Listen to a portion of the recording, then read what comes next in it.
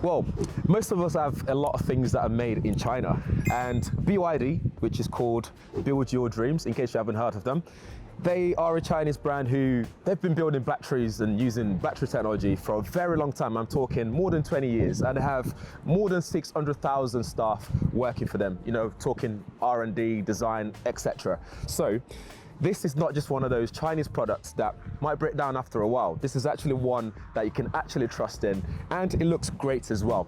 This is BYD Atto 3, and it's an all-electric compact SUV that's hitting the UK, and I'm actually excited for this one. I'm looking forward to it, not only because of the design, but this also cost less than £40,000, and you are getting a lot for your money. Let's talk about the design. At first glance, things look very smooth, and this is because this is very aerodynamic. So it's built so that wind can just go over it, just, you know, cuts through the air so that this can have a lot of range. We have that big BYD logo on the front, as we can see there in chrome.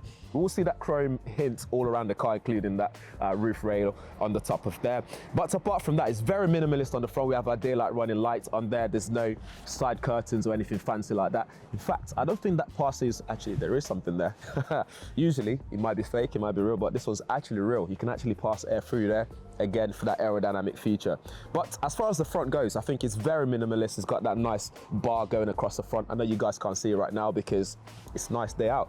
But yeah, so at night time, that would be nice and bright, and this looks very sharp on the road. Let's move over to the side and see what we get as well. Starting from the side, we get 18-inch alloys on here, which would be good for road noise and stuff like that. It's not too big. I think that's a really good size to have. We have our charge port here, which supports 150 kilowatts fast charge, which I think is decent. I think that will get you going in no time. Moving along to the side, I keep noticing this on BYD cars, which is this NFC logo on here. I'm not entirely sure what you can actually tap on here and what that will actually do, but there's NFC badge on there for something NFC. And then there's not a lot of creases on the side, just a little ding on here that comes out again, just allowing the airflow through the sides. The handlebars sticks out, so they're not one of those that hides away and appears again. And then towards the side, it kind of slopes a little bit, giving us that compact SUV look. And on the C-pillar, we have this brushed aluminium material here, which is really nice. And we get that chrome finishing just all around the car, just complements the silhouette really nicely. And I love that roof rail as well. So again, maybe you'll be able to hook up your bikes and bike racks and all that kind of stuff. I can already see the panoramic sunroof on there as well, but we'll see that when we get inside of the car. Moving over to the back of the car, the design language continues here. Everything's quite smoothed out. There's not a lot of creases or anything like that, which is not a bad thing. We've got a big light bar for the tail lights going across there. Build Your Dreams on the back as well. I'm not too sure about the full writing of Build Your Dreams on the back just yet, but maybe that's something that we'll get used to. You might get people asking questions though, like why? What does that mean? Is it too cheesy? Let me know what you think in the comments. And we have our spoiler here, roof spoiler. And let me see, do we have electronically? Oh, it is great. So we have an electronically controlled tailgate, and here we have 440 litres of boot space, which obviously you can also fold over the rear seat, so 60-40 split to get more than 1,300 litres of boot space all in all. So we get a big entry space as well, so if you have big items from IKEA or whatever, you can easily load that into the boot and there's no problem. And underneath here we have more space in there as well to store your charge cables if you need space for that, so that's decent. We do have some nets as well to secure things in place, so decent boot space, nice and practical, and what more can you ask for? In the back here, things feels very premium. This is the top spec, the design trim level, which means you get everything, including a bigger infotainment display, which we'll look at as well. But here we have the vegan leather going on here, plenty of room here to tuck my feet in, plenty of knee room as well. I'm about 5'11", and there's plenty of headroom as well, even with that panoramic sunroof that's here that we can open up and get some more space effect in here, special effect in here. But there are some design cues in here to talk about as well. But before I get there, we have two USB-C ports on the back, little cubby hole here to store things. And then BYD says some of the design cue in here is taken from the gym. So when you're in here, you're in the gym basically. For example, the ventilation here, there are barbells on, you know, when they're stacked away, the actual metal things in the gym. I don't go to the gym, but They're meant to resemble that. And then on the door itself, this little handle here to open the door is meant to represent some parts of the gym as well, which again, I don't go to the gym, so I can't really see it. I think I'm getting more of a vibe of aviation in here more than the gym here. So we need to have a word here, BYD design team. Looking below here, stuff to secure your buttons in place is like a guitar string, so you can strum it.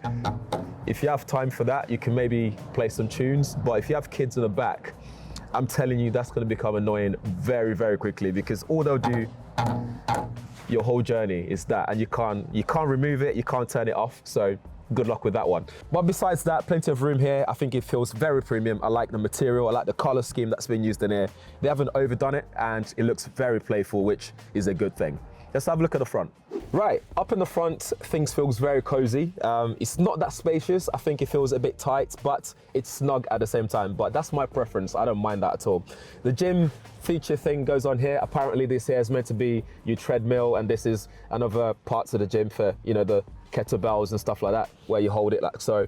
But honestly, again, this feels more like aviation, like a fighter jet, ready to take off kind of vibe. But I'll take the word for what it is. We have cup holders here, we have wireless charging as well, plenty of buttons there to control things, and let's see, we have more space in here, which almost fits my arm in there. So that's very, very, very spacious in there, which is good. And then we have more space underneath here, which includes a full USB port, USB-C, and what seems like a micro SD card slot.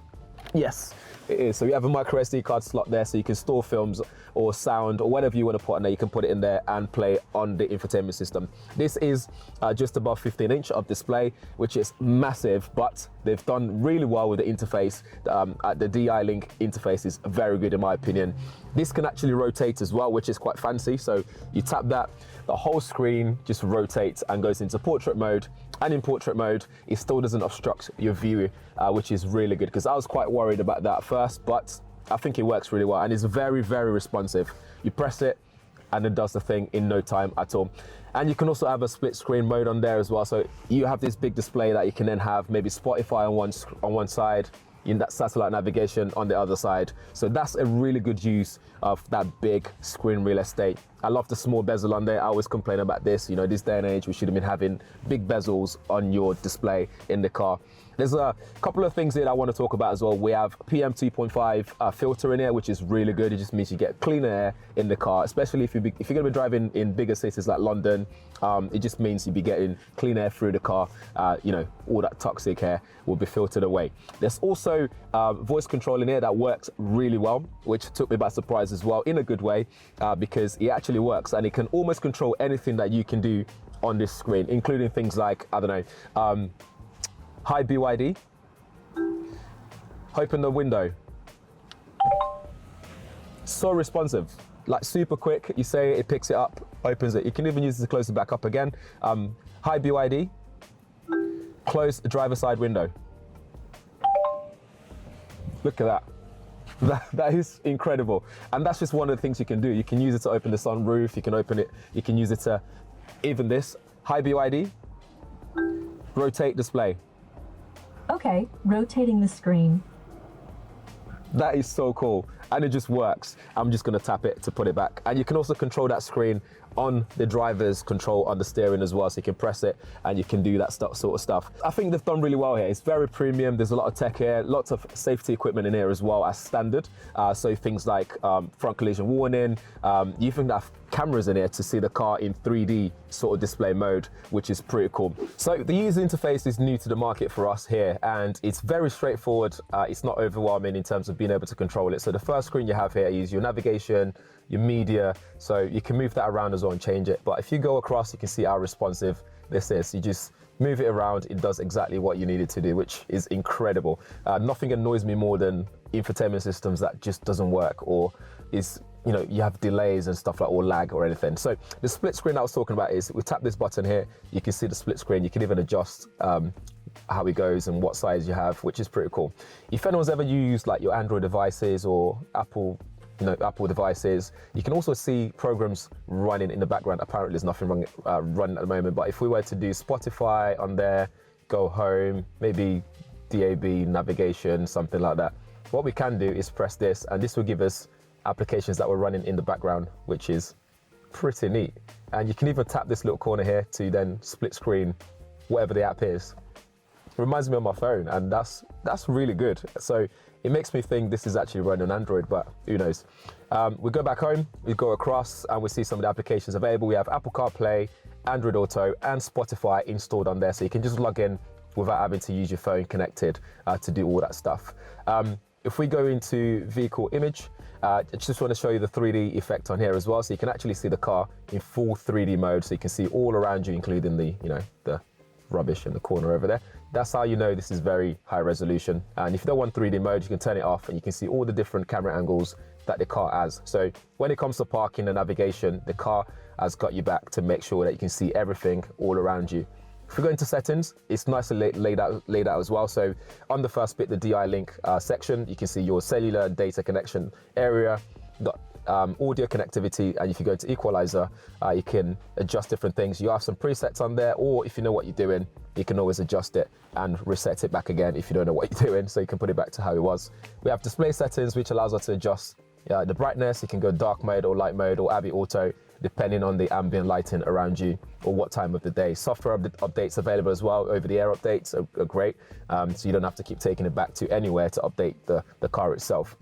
If we go into DI Pilot, this is all your assistance, driver assistance system. So we have lane support system, traffic sign recognition. If we go to active safety, we have things like prediction for collision warning, and loads of safety options there, which is really good, including your parking assistance stuff.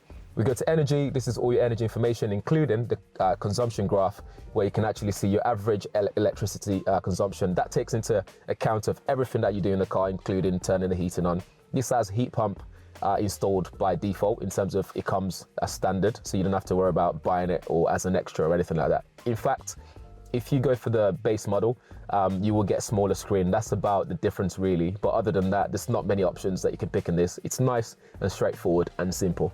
Going to vehicle settings, we can change your chassis characteristics. So we have our steering mode from sports and comfort, brake assist and stuff like that. That I'm going to be testing today when I take this on the road and drive it. We're going to see if we feel any difference with the steering when we start to drive, if it's going to feel stiffer or anything like that. And then you can control your ambient lighting in the car. You have loads of different colors option, and including the door handle, there's a little light thing on there that changes, but we can't see it because it's too bright at the moment. But it's very, very customizable to make it your own, which I really like. And then you can play around with notification settings and all that jazz. But once you've done that, you can easily just press home, and it just takes you back to where you need to be. And in the future, you're going to be able to download more apps onto this. Maybe they'll bring us YouTube for when you're charging and stuff like that, and Netflix and all that stuff, and even maybe gaming. Maybe they'll bring that at a later stage. But so far, so good on the display. I think the infotainment system is very good, very responsive, intuitive. Thumbs up from me there. And I like also the instrument cluster.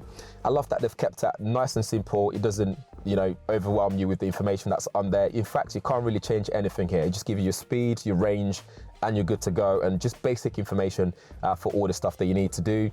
The steering wheel has some controls on there that you need as well, so it's right on at your fingertips if you need to change them on the go. But I think overall, I'm very, very impressed with what I'm seeing in the cabin here. Here we are with the Atto 3. We're taking it on the road to see what it drives like. And first thing first, let's get some of the stats out of the way. So we have here a 60.5 kilowatt hour battery, 0 to 62 in 7 seconds, and you're looking at 201 brake horsepower with 310 Newton meters of torque. So top speed on this will be around 99 miles per hour. So not bad at all, especially when you want to hit the motorway.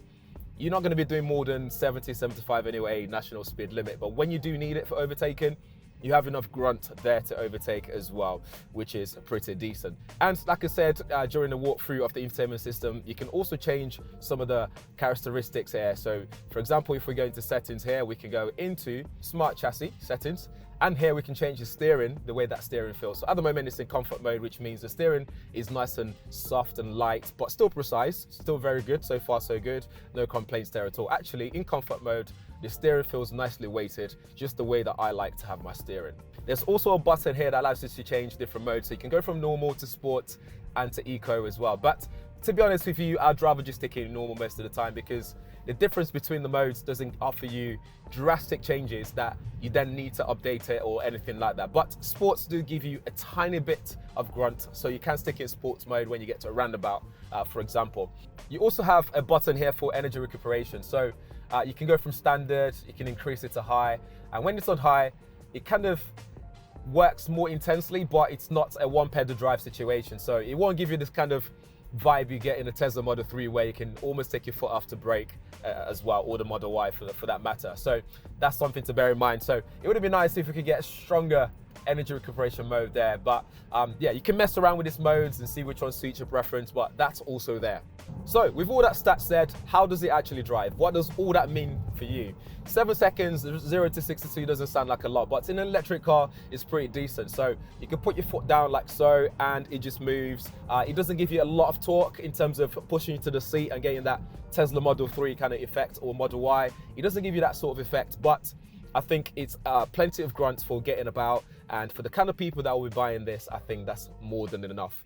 I think this is geared towards being comfortable, a comfortable ride. It's got softer suspension, so even at the moment I haven't really been over tougher conditions in terms of the speed bumps that I'd experienced in London. It still pretty much handles the speed bumps here very well. There's no problems there at all. It's nice and comfortable, fills me with confidence. The steering could be a bit more precise. I think it's very, very eager into sticking into the corner that you stick it in. So as soon as I go left, it wants to stick there, so I have to almost just pull it back to head back on a straight line. But the drive is smooth otherwise. It's very just relaxing, you know. Road noise is not too much. I think they've done really well in minimizing road noise, considering this is built in China and they're building it for our market, where they might not have a lot of experience on our roads and how it feels and how it's like and stuff like that. So I think they've done a good job in testing and simulation and making sure that this fits our narrative here in terms of the way that we like to drive, how comfortable it is, and so on. Visibility is great as well. I have no issues at all. None of the pillars are blocking my visibility. Although if someone's sitting in the middle in the back seat, that will block my mirror view. So a digital mirror would have been nice to have there for sure. But in terms of performance, I think it's doing well. I think right now we have 70% of battery, and it's quoting 183 miles left on 70% battery, which doesn't sound too bad to me. If you're going to be taking this out and about town, you've got fast charge as well, so you can quickly top it up when you need to. This can go on a long journey as well. You just have to take a break like you would normally, stick it in for about half an hour. You get from around 30 to 80% in no time. So I think they've done a great job there as well. If I have to say anything about the car, it's that I'm pleasantly surprised in many ways. This is not a performance car. It doesn't feel like a performance car. It feels exactly as it's meant to be, which is a ride that's nice and comfortable. You can relax in here. Not much road noise, and visibility is great, and that display is massive. Everything's within reach as well, so it fills you with confidence there. There's some body roll here and there, but again, like I said, this is not built for performance, so I'm not going to be mad at that at all. So I think overall, great drive, comfortable, very, very comfortable to drive, and if it's efficient, time will tell. Drag coefficient on this is about 0.29, which is not the best numbers up there that I've seen before with some of the rivals. So that could have been better, but I think overall it's very, very comfortable and efficient as one. Well, I think it's efficient and also practical. You got plenty of boot space, you got plenty of room in terms of for the driver and for the passengers as well. You can easily just sit in the back, be comfortable for a long ride. When cornering and stuff like that, you can feel the bounce as it's going around the bends. I don't think you can really throw it around. It's not agile like that. Like I said, it's not a sports car at all. So when you're doing this cornering down these countryside lanes, for example, you do have to slow down and manage your speed wisely, because too much speed and you're gonna just oversteer, for example, or just go too wide and you're gonna end up in a ditch or something like that. So you have to be careful when driving this in terms of the way that it handles cornering and, you know, this countryside roads. But you can feel the bounce in the car. I don't know if you guys can see it on camera, but as I'm driving, you can feel how soft the suspension is, and it just dampens what's going on. But in return, as a result of that, it just means it doesn't really help you carry speeds across bends and stuff like that, especially down country roads. So the body roll is there as well, but it goes back again to the point I keep nailing in, which is that this, for me, is built for comfort. It's a comfortable ride, especially if you're going on the motorway on a long journey. You can just stick in cruise control, and just sit back and relax and just enjoy the ride. But for a first entry into the UK, into the European market, I think BYD, they've done a great job, and I hope anything else that they've got coming up, I hope they build on what they've got already, the nice platform that they've got, and let's see what else they can come up with, and let's see how it goes. But I think this will be a success for them in the UK. The right marketing strategy and all that stuff put together, they've already got the right product, right pricing, so I don't see why this wouldn't be really, really nice for people to buy and actually enjoy as well. And they have a long warranty as well, period. I'll put it on the screen so you guys see it. So they are very, very confident in their product, which fills me with a lot of confidence. And how's the braking? Braking is good as well, brakes are good, although the ABS does seem to want to kick in quite earlier on. As soon as you put your foot on the brake, you can start to feel the vibration from the ABS trying to kick in for safety purposes, you know? But that can become quickly annoying sometimes, especially for the way that I drive anyway. I think I'd find that annoying very quickly. But that aside though, it's for your safety, and the braking is really good, to be fair. So putting my foot down here, and really nice and responsive, but in a very linear way. So it's not very, you don't tap and then feel like a big jerk like that. It just feels really nice. So if you're taking people in the car, they're going to feel very comfortable in terms of when you're braking, when you're moving off the line, all that kind of stuff will feel very smooth indeed. But yeah, that's about it for the brake. So that's everything for the BYD Atto 3. As always, let me know what you think. What do you think? Would you spend just under £40,000 for this? This is the top spec. Would you spend that much for this? Let me know in the comments below. And if this is your first time around it, as always, please do subscribe. Drop a comment as well. Let me know what you think of the video, and hit the bell notification so every video like this, you get notified about it on the channel. And I shall see you guys in the next one.